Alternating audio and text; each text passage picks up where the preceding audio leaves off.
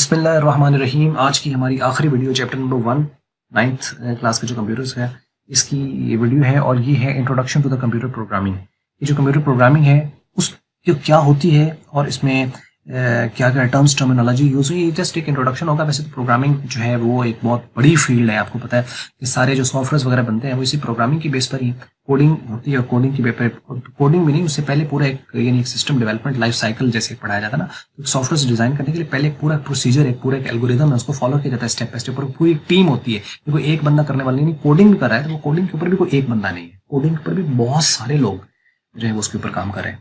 तो ये जो है जी अब हम इसको स्टार्ट कर लेते हैं यहाँ पर। और इसमें आप देखें कि स्टार्ट कर रहे हैं सबसे पहले हाई लेवल लैंग्वेज से। तो यानी जो असल में प्रोग्रामिंग होती है, प्रोग्रामिंग क्या होता है कि कोड्स का लिखना, और उसके लिए कोई ना कोई आप लैंग्वेज यूज करते हो। और जो लैंग्वेज यूज की जाती है वो दो में से कोई एक होगी, या तो वो हाई लेवल होगी या वो लो लेवल होगी। एक मिडिल लेवल भी लोग कहते हैं, जिसको असेंबली को मिडिल लेवल लोग कह देते हैं। तो उसको हम लोगों ने तो खैर इसी में इंक्लूड करा, बल्कि ज्यादातर लोग इसको इंक्लूड भी लो लेवल में ही करते हैं।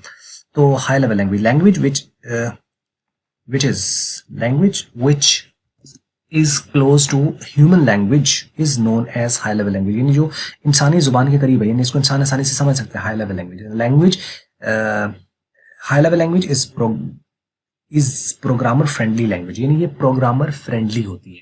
प्रोग्रामर फ्रेंडली से क्या मुराद है, यानी जो प्रोग्रामर है ना वो इसको आसानी से समझ भी सकता है और वो कोड्स आसानी से लिख सकता है। इसलिए इसको कहते हैं कि ये प्रोग्रामर फ्रेंडली है, यूजर फ्रेंडली आप कह लें। एक एनवायरमेंट होता है यूजर, यानी लैंग्वेज का तो वही यूजर है ना। खैर, तो high level language is easy to understand and use. इसका अंडरस्टैंड करना यूज करना जो है वो आसान होता है, या आप यहाँ पे देख सकते हैं। उसके अलावा high level language is machine independent. इसको एक छोटी सी टर्म है मशीन इंडिपेंडेंट। इससे क्या मुराद है, मशीन यानी जो हाई लेवल लैंग्वेज होती है वो मशीन इंडिपेंडेंट होती है। अच्छा देखो, इसको याद करना तो बहुत आसान है, यानी आप रट लो कि मशीन इंडिपेंडेंट होती है, मशीन इंडिपेंडेंट होती है, मशीन इंडिपेंडेंट होती है। लेकिन मतलब क्या है इसका मशीन इंडिपेंडेंट का? मशीन इंडिपेंडेंट का ये मतलब, एक होता है डिपेंडेंट, एक होता है इंडिपेंडेंट। डिपेंडेंट होता है यानी किसी चीज पर डिपेंड होना, ठीक है। जैसे आप जो अभी वीडियो देख रहे हो, आप डिपेंडेंट हो अपने मोबाइल फोन का, या आप डिपेंडेंट हो अपने किसी कंप्यूटर का। अगर आप वो कंप्यूटर आपके पास वो मोबाइल को ले ले तो आप नहीं देख सकते हो, ठीक है। ऐसा थोड़ी आपने हथेली पे रगड़ा और वो कहा चल तू ले जा, मैं आप अपनी हथेली पे देख लेता हूँ। इन फ्यूचर हो सकता है ऐसा कुछ हो जाए, लेकिन ऐसा अभी तो नहीं है ना। तो ऐसे आप हथेली पे ऐसे हाथ रगड़ा, मैंने कहा चल तू ले जा मेरा मोबाइल, मैं हथेली पे देख लूँगा। हथेली ऐसे मुंह के सामने रखी, हाथ और उधर देखना शुरू कर दिया। ऐसा मुमकिन नहीं है। अभी आप डिपेंडेंट हो उस मोबाइल के ऊपर। ये डिपेंडेंसी है, होती है इंडिपेंडेंसी। इंडिपेंडेंसी है कि जो चीज है वो ना भी हो तो आप उसको किसी दूसरी पे भी आप कर सकते हो। मशीन इंडिपेंडेंट का मतलब है कि मशीन से मुराद यहाँ कंप्यूटर है, और मशीन इंडिपेंडेंट का मतलब है कि ये जो लैंग्वेज होती है ना, हाई लेवल लैंग्वेज, ये किसी खास पर्टिकुलर मशीन के लिए नहीं बनाई जाती। जैसे मेरा कंप्यूटर उस पर चलेगी और आप वाले पे नहीं चलेगी, आप वाले पे चलेगी तो जो आपके दोस्त हैं उस पर नहीं चलेगी, या उन वाले पे चलेगी तो आपको जो उस्ताद है जो टीचर है उस वाले पे नहीं चलेगी। नो, ये तमाम के लिए बनाई जाती है। ये मशीन इंडिपेंडेंट होती है। समझ लगी होगी बात, मेरा ख्याल है मजीद इसके ऊपर बात हम ना करें। और हाई लेवल लैंग्वेज जो है वो can not communicate directly with the hardware. ये डायरेक्टली हार्डवेयर के साथ कम्युनिकेट नहीं कर सकती, और यही वजह है कि चूंकि डायरेक्टली हार्डवेयर के साथ कम्युनिकेट नहीं कर सकती तो उसके लिए ही तो हमें ट्रांसलेटर्स की जरूरत पड़ती है। और उसके बाद है high level language needs translators to communicate with the computers. Basic C plus plus, उससे visual basic, COBOL, Fortran, Java, Pascal, Perl, PHP, Python and Ruby. ये कुछ चंद एक लैंग्वेजेस है। हाई लेवल लैंग्वेजेस बहुत ज्यादा है, ठीक है। तो ये चंद एक मिसालें हैं आपके पास हाई लेवल लैंग्वेजेस की। और उसके बाद हम बात कर लेते हैं जी लो लेवल लैंग्वेज की। और लो लेवल लैंग्वेज और सोर्स कोड और ऑब्जेक्ट कोड। तो जी low level language, the language which is close to the computer is known as low level language. और यानी जो मशीन के करीब है, जिसको मशीन इजीली अंडरस्टैंड कर सकती है। लो level language is machine friendly. अच्छा, ऊपर वाली जो थी वो प्रोग्रामर फ्रेंडली थी, जो ये है ये यूजर मशीन फ्रेंडली है, यानी मशीन इसको आसानी से अंडरस्टैंड कर सकता है। और low level language is difficult to understand and use. इसको जो है वो इस्तेमाल करना मुश्किल होता है और उसको अंडरस्टैंड करना भी मुश्किल होता है काम यूजर के लिए। लो level language is machine dependent. ये मशीन डिपेंडेंट होते हैं, यानी जो एक जो पर्टिकुलर लैंग्वेज डिजाइन की गई वो किसी एक मशीन के ऊपर है, वही वाली जो लैंग्वेज दूसरी मशीन पर ले जाए वो उसके ऊपर नहीं चलेगी, क्योंकि हर एक की अपनी अपनी इंफ्रास्ट्रक्चर असल में होता है। जैसे आपने सुना हुआ है 32 बिट इंफ्रास्ट्रक्चर और 64 बिट इंफ्रास्ट्रक्चर। तो जो 64 बिट वाली जो चीज़ है 32 बिट पे मुश्किल होता है, या 32 वाली तो 64 पे नहीं चलती। तो ये मशीन टू मशीन वेरी करती है, यानी जो एक मशीन के लिए आपकी लो लेवल लैंग्वेज दूसरे के ऊपर नहीं है। लो level language can communicate directly with the hardware. ये डायरेक्टली आप देख रहे हो किस तरह हम लोगों ने इसको जो अरेंज किया है कि जो चीज़ हमने ऊपर बात की है ना उसी के अकॉर्डिंगली, यानी अगर आप एक अच्छी तरह कर लो तो दूसरे में सिर्फ आपने उसको नोट लगा के चेंज करके आपने उसको करना होता है। और low level language needs no translator, ऊपर वाले चाहिए, इसके लिए नहीं चाहिए। Anyhow assembly language requires assemblers to translate assembly language में मशीन लैंग्वेज। जैसे मैंने कहा कि असेंबली लैंग्वेज हमने लो लेवल लैंग्वेज में, और ज्यादातर लोग इसी को में इंक्लूड करते हैं, तो सिर्फ जो असेंबली लैंग्वेज होगी उसको सिर्फ ट्रांसलेटर चाहिए, और वो ट्रांसलेटर कौन सा चाहिए, उसको असेंबलर चाहिए। So assembly language and the binary language are known as low level. ये दोनों लो लेवल हैं, जिसमें मैंने कहा कि असेंबली लैंग्वेज को बाज़ दफा मिडिल लेवल लैंग्वेज भी कहते हैं। Some consider the assembly language as a middle level language, लिखा हुआ है साथ इसके। और सोर्स कोड और ऑब्जेक्ट कोड, अब ये दो टर्म्स हैं, टर्मिनोलॉजीज आपको पता होनी चाहिए।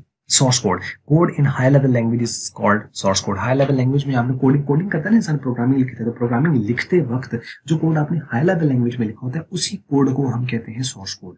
And these are the human readable codes. ये ह्यूमन रीडेबल यानी इंसान इसको आसानी से पढ़ भी सकता है, समझ भी सकता है। Source is not directly understandable by computers. इसको कंप्यूटर डायरेक्टली अंडरस्टैंड नहीं करता, लेकिन ह्यूमन ये जो प्रोग्रामर है वो इसको डायरेक्टली अंडरस्टैंड कर सकता है। उसके बाद फिर ये ट्रांसलेट होता है, ट्रांसलेट होने के बाद किसमें चला जाता है, ऑब्जेक्ट कोड के अंदर। इसको मशीन फिर करीब तरीन हो जाता है तो उसको अंडरस्टैंड कर सकती है। So a code in binary language is called object code, यानी ट्रांसलेटेड ये कोड है। Object code is a code which has been translated by the translator the machine code, and object code is directly understandable by the computer, computer understand कर सकता है। ठीक हो गया, ये होगी हमारी हाई लेवल लैंग्वेजेस। और उसके साथ ही मैं टॉपिक अगर मैं स्टार्ट कर रहा हूँ, और वो है जी ट्रांसलेटर्स का। Translators right.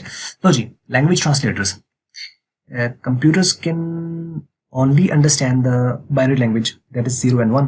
Thus, the program written in high-level language is not directly understandable by the computers, and computer require a translator which translates a high-level language to machine language, and a language translators translate the source code and object code, and there are 3 types of, यानी वो क्या करेगा कि एक high level से उसको लो में change करेगा, और इस तरीके से फिर वो जो प्रोग्राम या सॉफ्टवेयर यूज होगा वो ट्रांसलेटर्स कहलाएगा। और मैं बता दूं कि ट्रांसलेटर कोई हार्डवेयर नहीं है, ट्रांसलेटर एक सॉफ्टवेयर है। ऑब्वियसली वो किसी के ऊपर काम कर रहा होगा, हार्डवेयर के ऊपर होगा, लेकिन ये एक सॉफ्टवेयर, एक प्रोग्राम है जो उसको हाई लेवल को लो में चेंज करता है। तो जी अब इसमें आप देख लें कि 3 तरह के होते हैं, compiler, interpreter, assembler. Compiler is a program which translates the source code into object code. ये सोर्स कोड को ऑब्जेक्ट कोड में चेंज करता है। If there is an error in one line, the compiler allows to write the next line and does not interrupt. यानी आपने एक line लिखी, programme के अंदर कोडिंग होती है, इंस्ट्रक्शंस होती है, इंस्ट्रक्शन जो होती है वो एक लाइन होती है। ठीक है, आपने एक लाइन लिखी है, उसके अंदर आपने कोई गलती कर दी है, ठीक है, कोई एरर इसके अंदर आ गई, यानी कोई सिंटेक्स की आपने गलती कर दी, यानी जो लिखना का असूल था, जैसे आपने प्रिंट एफ लिखना था, जैसे कि सी लैंग्वेज के अंदर प्रिंट एफ यूज करते हैं, तो जी बेसिक है जो 10th क्लास में आप पढ़ोगे, तो उसके अंदर प्रिंट यूज होती है, वहाँ प्रिंट एफ यूज, पर आप वहाँ पे GW बेसिक यूज करते हैं, वहाँ पे आप प्रिंट एफ लिख दो तो वो एरर है, और आप जो बाकी सी है उसमें आप प्रिंट एफ की बजाय प्रिंट लिख दो तो वो एरर है। तो इस तरह का कोई एरर आ जाए तो उसमें फिर आपने उसको जब तक ठीक नहीं कर लेते आप अगली लाइन नहीं लिख सकते। अगर ऐसा हो तो फिर वो इंटरप्रेटर है। और अगर आपको जो आपका प्रोग्राम है जो है वो आपको जो आईडी है, इंटीग्रेटेड डेवलपमेंट एनवायरनमेंट है, जहाँ पे प्रोग्राम लिख रहे हो, वो आपको अलाउ करे कि आप अगली लाइन लिख लो, तो इसका मतलब ये हुआ कि फिर आप कंपाइलर यूज कर रहे हो। ठीक है, दोनों ट्रांसलेटर्स हैं। तो ये है कि आप नेक्स्ट लाइन लिख सकते हो इसके अंदर कंपाइलर में, और इंटरप्शन नहीं होगी।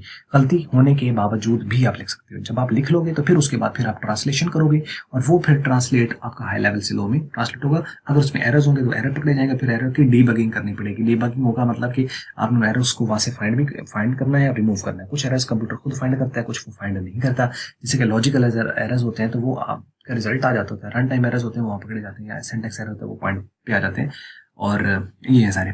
ठीक हो गया, तो ये था जी। उसके बाद user will debug the program at the end पे डीबग करेगा। डीबग का मतलब होता है एरर का फाइंड करना और एरर का रिमूव करना, डीबग कहलाता है। ठीक हो गया, और इसमें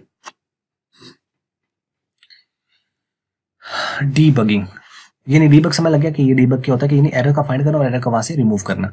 3 तरह के अब आगे हैं जी आपके, ये बता दिया मैंने आपको। अच्छा, उसके बाद आ गया कि यानी आप उसको एरर्स को वहां से रिमूव कर दोगे if errors are there in program. Interpreter is a program which translates the source code into object code line by line. If there is an error in one line, the interpreter does not allow to write the next line. अगर आपके पास जो है वो ये line by line translate करता है, वो ऐसा होल ट्रांसलेट करता है, ये लाइन बाय लाइन ट्रांसलेट करता है. तो अगर एरर होगा तो आपके पास पहली लाइन वगैरह एरर है तो आप सेकंड लाइन नहीं लिख सकते. ठीक हो गया. And the user will debug the line first and then next line will be written. पहले वो एक लाइन लिखेगा, उसके बाद फिर अगली लाइन लिखी जाएगी. क्लियर हो गया यहाँ तक. और assembler is a program which translates the assembly language into the machine language, and assembly language is a middle level language, and symbols used to write a program in assembly language are called mnemonics. assembler क्या करता है, वो assembly language को machine language में या binary language में change करता है. और assembly language middle level language है, और इसके अंदर जो codes लिखे रहते हैं उनको mnemonics कहा जाता है. mnemonics है ये वाला word, mnemonics है, mnemonics या mnemonics नहीं है, ये m silent है. अजीब सी अंग्रेजी है वैसे. जब शुरू में आया भाई, जब उसको बोलना नहीं तो लिख क्यों रहे हो तुम लोग? सुकून से एन से लगाओ उसको. लेकिन बादशाह है अंग्रेजी की, जैसे चल रहा है वैसे चल रहा है. लो जी, वीडियो आपको लगी अच्छी तो इसको आपको पता है क्या करना है, और अगर वीडियो आपको लगी है बुरी तो फिर अभी आपको पता है कि आपको क्या करना है. तो लिहाजा फिर करते हैं जो करना है, और हमेशा की तरह वीडियो देखने का आपका बहुत बहुत शुक्रिया.